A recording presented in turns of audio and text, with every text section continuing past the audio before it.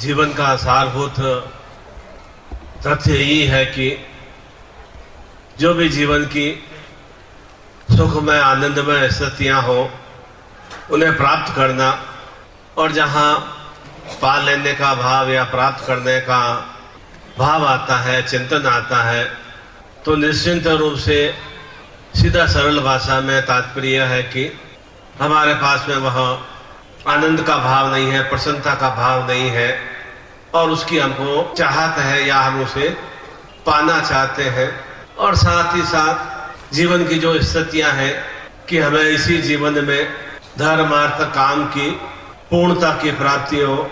और धर्म का तात्पर्य कोई जाति या कोई बंधन से नहीं कि हम हिंदू हैं तो श्रेष्ठ है या अन्य धर्म का है तो वह अछूत है। यह भेद का भाव ही हमें अधोगति की ओर अग्रसर करता है।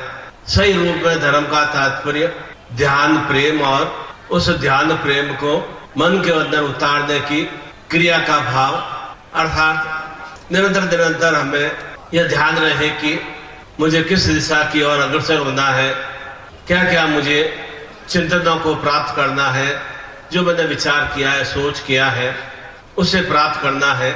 और उसे प्राप्त करने के लिए भीतर ही भीतर में हृदय भाव में उस कार्य के प्रति प्रेम का भाव होना चाहिए। जब यह ध्यान और प्रेम हृदय में जागृत होता है और बाहरी रूप में भीतर में तो निरंतर मेरे मन में ध्यान आ रहा है कि मुझे इन क्रियाओं को प्राप्त करना है और उन क्रियाओं के प्रति मैं लालायित रहता हूं, प्रेम का भाव जागृत करता हूं। क्योंकि क्रोध से या उद्विग्नता से या अत्यधिक तेज वाणी में या खींचने से तो कोई क्रिया को मैं प्राप्त नहीं कर सकता। भीतर ही भीतर में उस क्रिया के प्रति, कार्य के प्रति प्रेम का भाव होना चाहिए।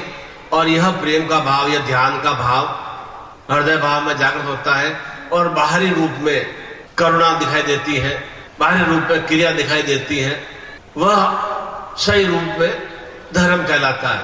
हमने धर्म को तो हिंदू, मुस्लिम, सिख, ईसाई में अनेक पारसी में अनेक एक विभेद सा कर दिया है।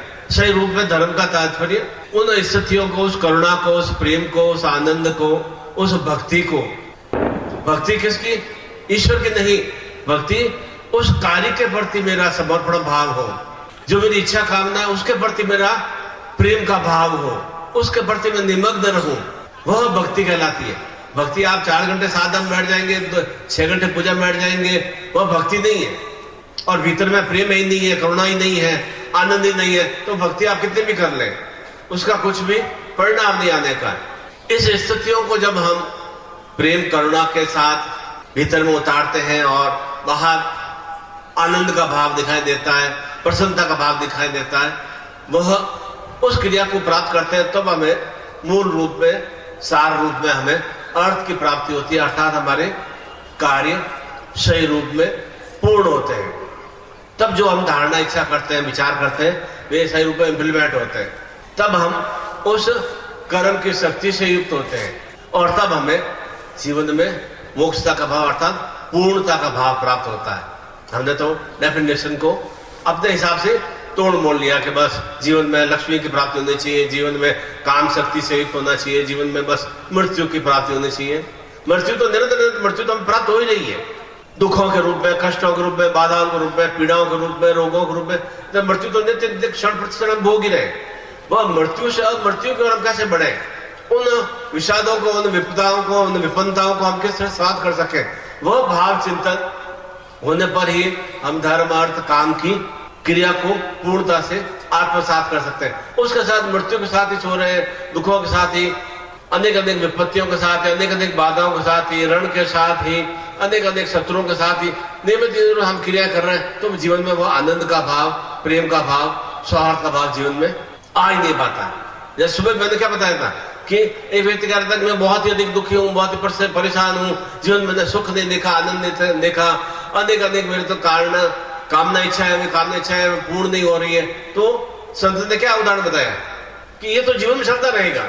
एक कामना पूर्ण करोगे, एक को साध करोगे, दूसरी खड़ी हो जाएगी, दूसरे को साध करोगे, तीसरी खड़ी हो जाएगी। ये तो जीवन में चलता रहता है, मृत्यु तक साथ में चलता रहता है। परंतु उन जो हमने जिनको भी हमने कार्य इच्छाओं को पूर्ण कर दिया है, जिनको भी हमने शांत कर दिया है, जो भी हमने कामनाओं को पूर्णतः प्राप्त कर लिया, उसका तो आनंद लेना चाहिए। वो आनंद तो हम लेते ही नहीं।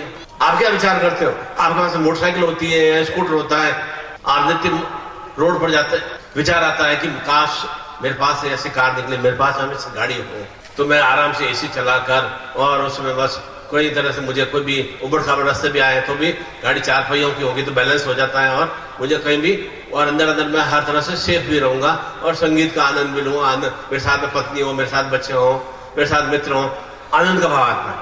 विचार करते हैं और नित्य नित्य आप देखते हैं जो ये गाड़ी आप कुछ करके आप गाड़ी प्राप्त कर लेते हैं, फिर आपको विचार नहीं आता है। आप गाड़ी के अंदर बैठे फिर विचारते हैं पास से भले आपकी 10 लाख की गाड़ी जा रही है, 20 लाख की गाड़ी जा रही है, 50 लाख की गाड़ी जा रही है, आपको विचार नहीं आएगा क्योंकि आपने वो आनंद को प्राप्त कर लिया है। परंतु हम फिर भी उसमें प्रसन्न नहीं रहते, फिर भी इतने और नवीन नवीन कामना इच्छाएं, धारणा इच्छाएं हमारी पलवित होती रहती है। फिर भी हम एसी में बैठे हैं, पत्नी साथ में, बच्चे साथ में, परिवार के लोग साथ में, फिर भी हम दुखी रहते हैं क्योंकि हमने धारणा ऐसी बना ली है बस हर क्षण में दुखी ही रहना है। भले हमें सुख की कितनी भी प्राप्ति हो जाए, जो सुख हमें मिला उसका हम उपभोग नहीं करते हैं। यही कारण है कि अधिकांश मैंने पहले क्या बोला था कि संसार में सुख अधिकांश रूप में है, इसलिए तो मृत्यु को प्राप्ति होता है ना, इसलिए कोई मर्दन नहीं चाहता है। मृत्यु को प्राप्त होना चाहता है तो सब दुखी रहते हैं, तो हमारी आबादी 125 करोड़ से ज्यादा क्यों होती? क्यों हम वृद्धि करते हैं संसार में, परिवार में क्यों वृद्धि करते हैं? सुख नहीं मिलता तो क्यों वृद्धि करते हैं? निश्चित रूप से संसार में, सृष्टि में, पृथ्वी में सुख का भाव चिंतन ज्यादा है, पर तो सुख को, आनंद को किस तरह से प्राप्त किया जाए, किस तरह से आत्मसात किया, उसका किस तरह से पूर्ण उपभोग किया जाए, वह चिंतन नहीं है, वह सोच नहीं है, वह बुद्धि नहीं है। यूं हम भले पढ़े लिखे बहुत हैं, ज्ञान से युक्त हैं, बहुत सबको हम अच्छी तरह से टैकल कर सकते हैं, पर स्वयं को हम टैकल नहीं कर पाते, स्वयं को नियंत्रित नहीं कर पाते। जब स्वयं को हम नियंत्रित या टैकल नहीं कर पाते ना, तो जीवन में विषमताएं आती है, तब जीवन में दुविधा आती है, तब परिवार में कलह की स्थितियां आती है। ये कलह की स्थितियां कोई पास आस पड़ोस वाले थोड़े हम घर में उत्पन्न करते हैं। बुद्धि हमारी सही रूप से नियंत्रित नहीं रहती है, सही रूप से हम अपने आप को नियंत्रित नहीं कर पाते।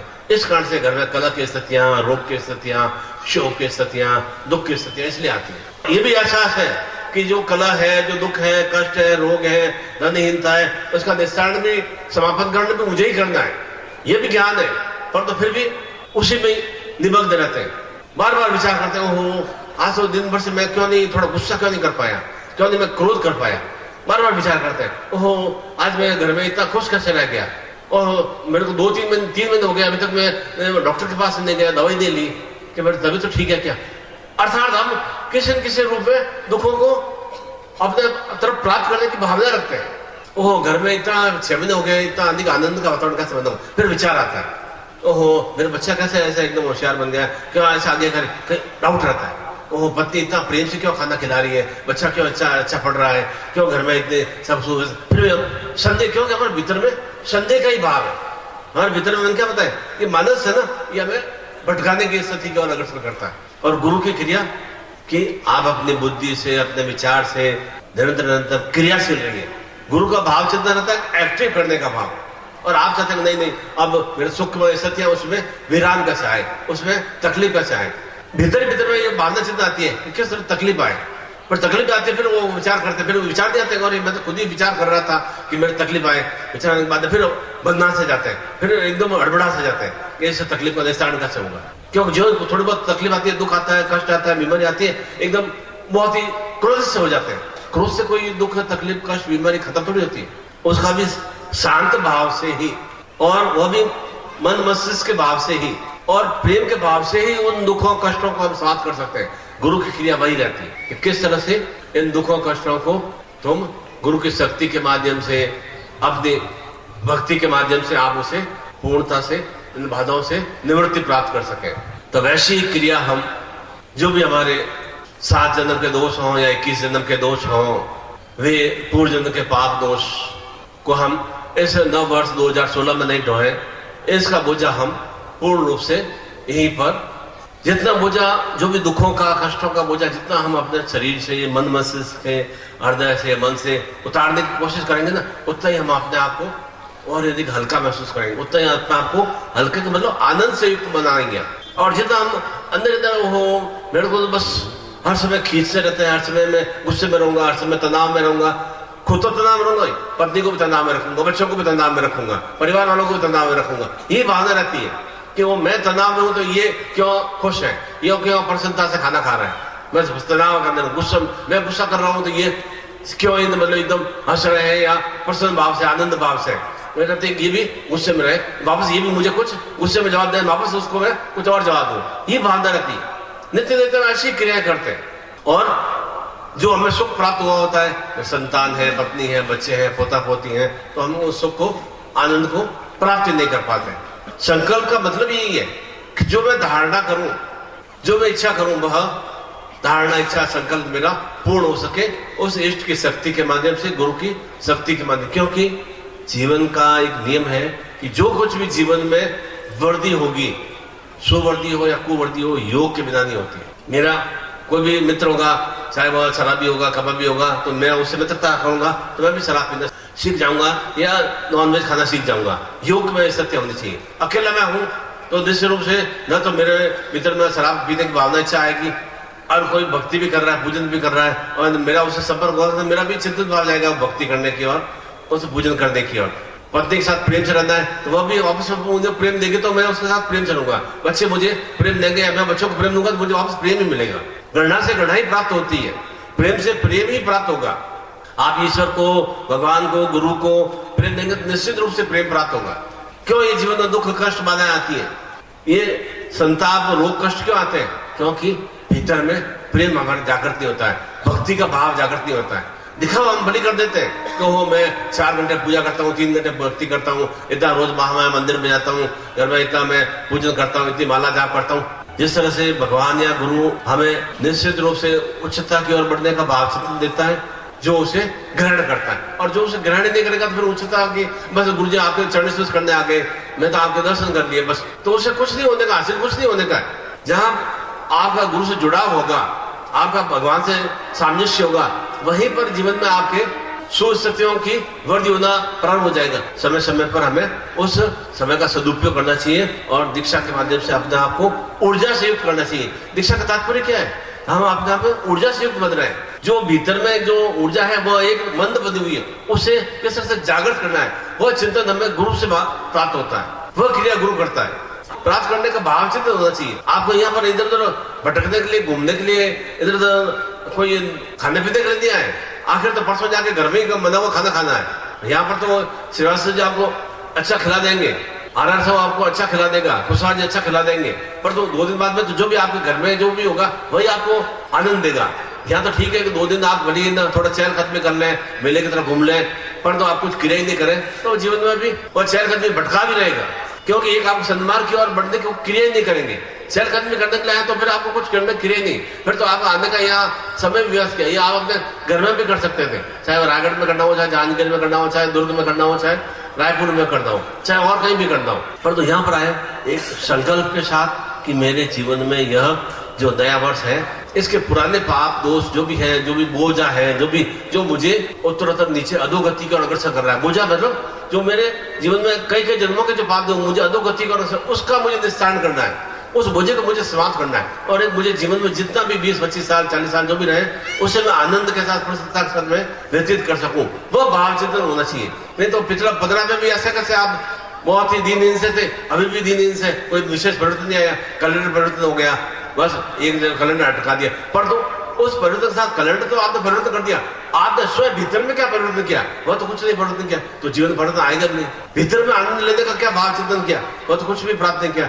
अपने आप को किस तरह से ऊर्जा से युक्त किया? वह तो कुछ भी नहीं किया। तो पहले जैसे स्थितियां थी जो 25 दिसंबर में थी या 15 दिसंबर थी, वैसे वैसे अभी भी स्थितियां बनी रहेंगी, उसमें और अधिक विषम स्थितियों में वृद्धि होगी, क्योंकि आप कुछ क्रियाहीनता का ही भाव रहेगा, सक्रियता का भाव ही नहीं है, तो और अधिक उसमें वृद्धि होगी, उसमें विराम नहीं आएगा।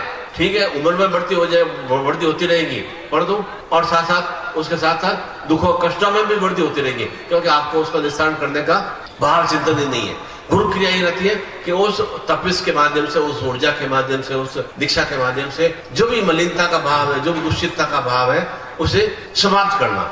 और जब कोई भी मलिनता, दूषितता या गंदगी या जो भी कीचड़ या दलदलमय स्थितियां हैं, वह समाप्त हो जाती है और आप एक साफ सुथरी जगह पर जाते हैं, कितना आनंद का भाव प्राप्त होता है। जीवन में भी ऐसा ही है। जीवन की भी जो दलगत स्थितियां हैं, दलदलमय स्थितियां हैं, दूषितमय स्थितियां हैं, गंधमय स्थितियां हैं, उस गंधता को, उस दूषितता को समाप्त करना और जीवन में एक आनंद का भाव, एक प्रसन्नता का भाव में वृद्धि करना, यह भाव चेतन गुरु का रहता है।